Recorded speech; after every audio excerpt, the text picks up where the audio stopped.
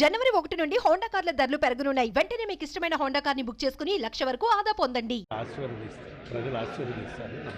ఈ 11 మంది ఇన్ఛార్జీలు కొత్త ఇన్ఛార్జీలు పెట్టారండి. 1వ తేదీ నుంచి పరిచయం చేయమన్నారు. మిగతా ఇన్ఛార్జీలు మార్చేసే ఉద్యోగం తప్పకుండా గెలుపు అవకాశాలను బట్టి ఎక్కడైతే పార్టీ పరిస్థితి బాగలేదు నియోజకవర్గాల్లో అక్కడ మాత్రమే ఆ అభ్యర్థులపై వ్యతిరేకత ఉంది కాబట్టి మార్చే పరిస్థితి వల్ల పార్టీ మళ్ళా బలం పుంజుకునే అవకాశం ఉంటుంది కాబట్టి ఏదైతే 175 గెలవాలని టార్గెట్ పెట్టుకుంటున్నామో దాంట్లో భాగంగానే ఈ మార్పులు చేర్పులు జరుగుతున్నాయి.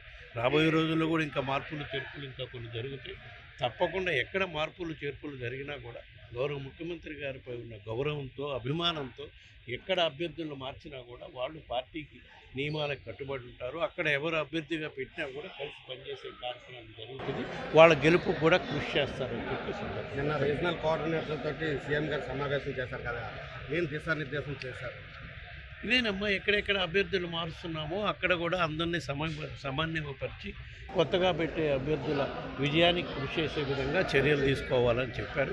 ఏ విధంగా అయితే బస్సు యాత్రల కార్యక్రమాలు జరుగుతున్నాయో అవి కూడా సక్రమంగా జరిగేటట్టు జనవరి ఎండింగ్ కల్లా బస్సు యాత్రలు ముగింపు దిశగా చర్యలు తీసుకునేమని కార్యక్రమం జరిగింది.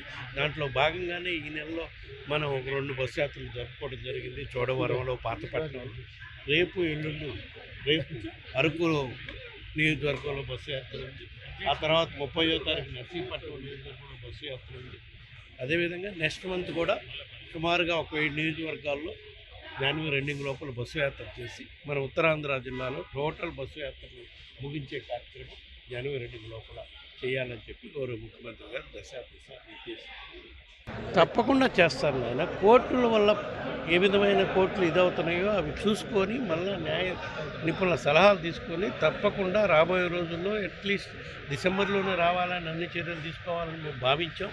కానీ కొన్ని కారణాల వల్ల రాలేకపోయాం. జనవరిలో తప్పకుండా ముఖ్యమంత్రి గారు ఇక్కడికి వస్తారు. ఇక్కడి నుంచి పాలన కొనసాగించే కార్యక్రమం జరుగుతుంది.